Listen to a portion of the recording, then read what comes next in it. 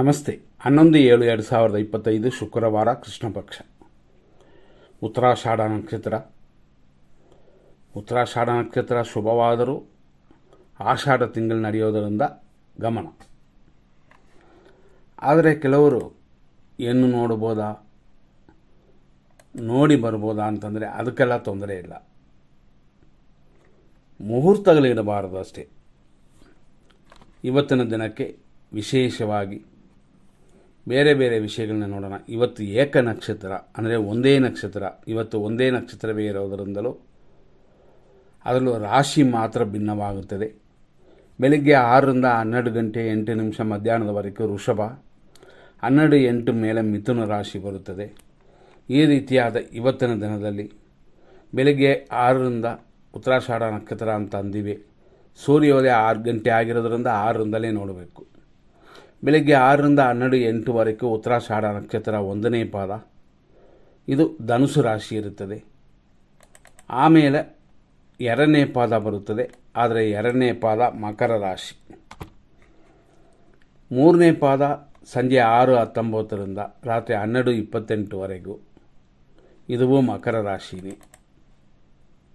ನಂತರ ನೋಡುವಂಥದ್ದು ಅಂದರೆ ರಾತ್ರಿ 12 ಗಂಟೆ 28 ನಿಮಿಷದ ಮೇಲೆ ದಿನ ಪೂರ್ತಿ, ಅಂದರೆ ಫುಲ್ ನೈಟ್, ಉತ್ತರಾಷಾಢ ನಕ್ಷತ್ರದ 4ನೇ ಪಾದವಿದೆ. ಇದುವೂ ಮಕರ ರಾಶಿನೇ ಆಗುತ್ತದೆ. 12 ಗಂಟೆ 8 ನಿಮಿಷದವರೆಗೂ ಮಾತ್ರ ಧನುಸು, ಆಮೇಲೆ ಮಕರ ರಾಶಿ.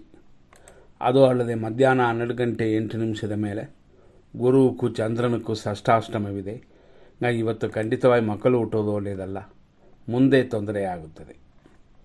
ಇದನ್ನು ಮನಸ್ಸಲ್ಲಿಟ್ಕೊಂಡು ನಿಮ್ಮ ಕಾರ್ಯಗಳನ್ನ ಮಾಡಿ. ಯಾಕೆಂತಂದರೆ ಇವತ್ತಿನ ದಿನ ಪ್ರಕಾರ ನಕ್ಷತ್ರ ಶುಭವಾಗಿದ್ದರೂ ಇನ್ನೊಂದು ಕಡೆ ತಿಥಿ ನೋಡ್ತೀವಿ. ತಿಥಿಯು ಇವತ್ತು ಶುಭ ಅಂತ ತಿಳ್ಕೊಬೋದು, ಆದರೆ ಪ್ರಥಮ ರಾತ್ರಿಯವರೆಗಿದೆ, ರಾತ್ರಿ 2 ಗಂಟೆ 8 ನಿಮಿಷದವರೆಗೂ. ಆದ್ದರಿಂದಾಗಿ ನಕ್ಷತ್ರ ಶುಭವಾದರೂ ತಿಥಿ ಶುಭವಲ್ಲ, ರಾತ್ರಿ ಮೇಲೆ ಮಾತ್ರನೇ ಶುಭವಾಗಿರುತ್ತದೆ. ಆದ್ದರಿಂದಾಗಿ ಇವತ್ತು ಯಾವ ಕಾರ್ಯವೂ, ಮುಹೂರ್ತ ಕಾರ್ಯವೂ, ಪ್ರಾರಂಭ ಕಾರ್ಯವೂ ಮಾಡುವಂತಿಲ್ಲ.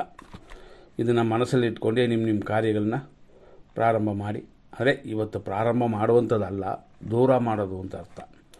ಆದರೂ ಎಮರ್ಜೆನ್ಸಿಗೆ ಆಸ್ಪತ್ರೆ, ಕೋರ್ಟು ಇಂಥದ್ದು ವಿಷಯಗಳಿಗೂ ಮಾತ್ರ ಒಂದು ಟೈಮ್ಗಳು ಕೊಡ್ತೀವಿ.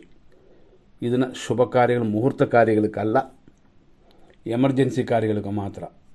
6:26ರಿಂದ 8:32, 9:27ರಿಂದ 10:47, 12:27ರಿಂದ 12:49, ಮಧ್ಯಾಹ್ನ 1:44ರಿಂದ 2:07, ಸಂಜೆ 5:16ರಿಂದ ರಾತ್ರಿ 10:38, ರಾತ್ರಿ 12:22ರಿಂದ ಲೇಟ್ ನೈಟ್ 2 ಗಂಟೆ 6 ನಿಮಿಷ, ಮತ್ತು ಬೆಳಗಿನ ಜಾವ 4:39ರಿಂದ ಶುಭವಾಗಿದೆ. ಈ ಶುಭವೆಲ್ಲ, ಈ ಶುಭ ಸಮಯವೆಲ್ಲ ಎಮರ್ಜೆನ್ಸಿ ಕಾರ್ಯಗಳಿಗೆ, ಆಸ್ಪತ್ರೆ ಕಾರ್ಯಗಳಿಗೆ ಮತ್ತು ಬೆಳಗ್ಗೆ ಸಮಯಗಳು ಕೋರ್ಟ್ ಕೇಸು ಇಂಥದಕ್ಕೆ ಮಾತ್ರನೇ ಇದಕ್ಕೆ ಸರಿ ಮಾಡಿಕೊಳ್ಳಿ. ಬೇರೆ ಕಾರ್ಯಗಳಕ್ಕಿಲ್ಲ. ಬೇರೆ ಕಾರ್ಯಗಳಿಗೂ ಅಂತಂದರೆ ಪ್ರಥಮ ಇದೆ, ಆದ್ದರಿಂದ ಅದು ಇಲ್ಲ ಅಂತ. ಆಷಾಢ ತಿಂಗಳಿದೆ, ಆದ್ದರಿಂದ ಮುಹೂರ್ತ ಕಾರ್ಯಗಳಿಲ್ಲ ಅಂತ. ಮಿಕ್ಕಿದ ನಕ್ಷತ್ರ ದೋಷ ಏನೂ ಇಲ್ಲ. ನಕ್ಷತ್ರ ದೋಷ ಇಲ್ಲದೇ ಇರೋದರಿಂದ ಈ ದಿನಗಳಲ್ಲಿ ಒಳ್ಳೆಯ ಕಾರ್ಯಗಳನ್ನ ಮಾಡಿ, ಅಂದರೆ ಧರ್ಮ ಕಾರ್ಯಗಳನ್ನ ಮಾಡಿ, ಖಂಡಿತವಾಗಿ ಅಭಿವೃದ್ಧಿ ಉಂಟಾಗುತ್ತದೆ. ಇಲ್ಲಿಯವರೆಗೆ ಇಷ್ಟು ವಿಷಯಗಳನ್ನ ನೋಡಿದ್ವಿ. ಮುಂದಿನ ಸಂಚಿಕೆಯಲ್ಲಿ ನೋಡೋಣ. ಧನ್ಯವಾದಗಳು.